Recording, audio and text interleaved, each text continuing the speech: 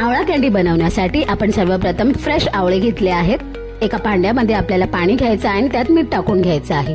पुढे आपल्याला आवळे स्वच्छ धुवून त्या भांड्यामध्ये आपल्याला टाकायचे आहेत। 15 ते 20 मिनिटं मस्तपैकी हे आवळे त्या पाण्यामध्ये आपण उकळून घ्यायचे।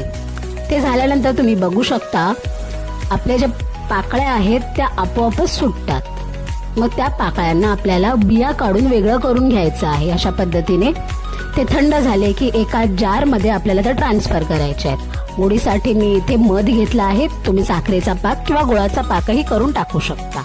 2-3 दिवस हे मस्त मुरवायचे, त्यानंतर मधून मधून हलून पण घ्यायचं। 3 दिवसानंतर आपण पाकळ्या वेगळ्या करून घेतल्या आहेत।